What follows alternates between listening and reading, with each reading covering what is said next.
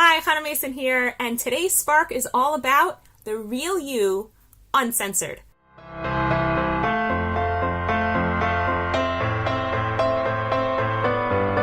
So I got a really sweet phone call from a girlfriend. Her name is Beth Shapiro. Shout out to Beth Shapiro.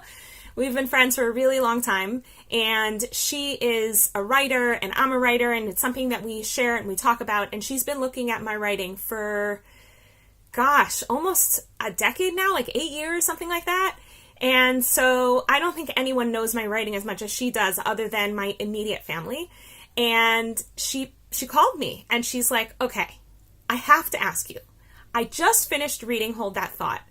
And I have to ask you, did you really write that thing?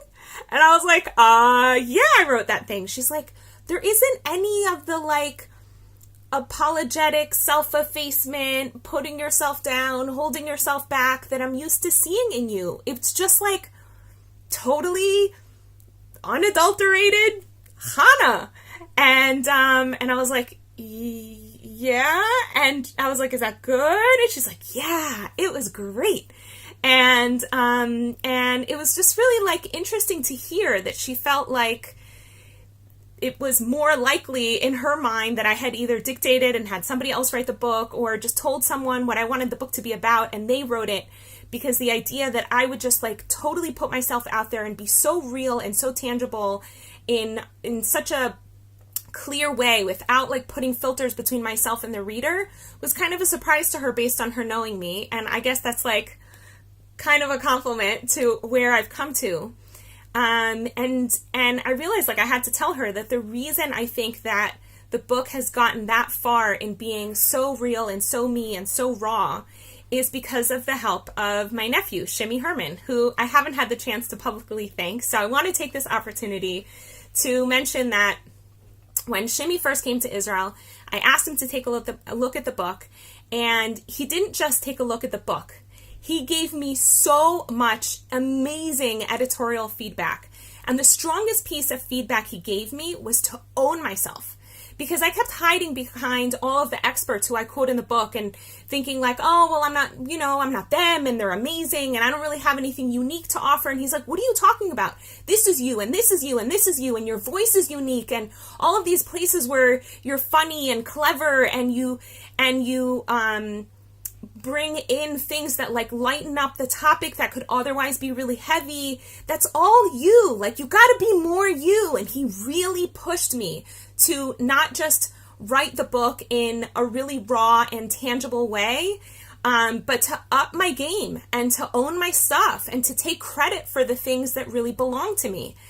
That was kind of hard to do. And I felt so supported in the process. And he just kept being simultaneously a coach who gave me a really hard time, but also a cheerleader who was super, super supportive.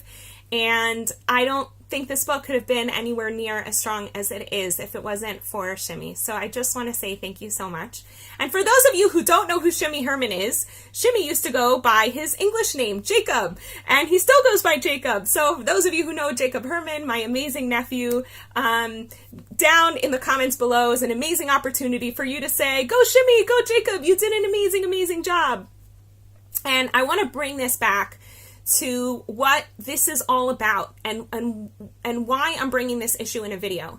It's not just to be go me, pat on the back, I did an awesome book, woohoo! But it is a pretty awesome book, and of course I want you to read it. Hold That Thought, yay! But more importantly than that is the fact that I, like many other people, have a tendency to not own my space, not take up my space in the world and kind of hide behind or come up with ways to hide behind other people or not fully say what I really think. And we're really working on just being real.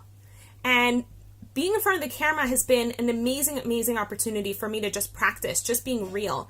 And part of it is just I don't have time to filter and edit all the time because that would take hours in front of the computer, and I have hours in front of the computer doing other stuff right now, so I just don't have time for that.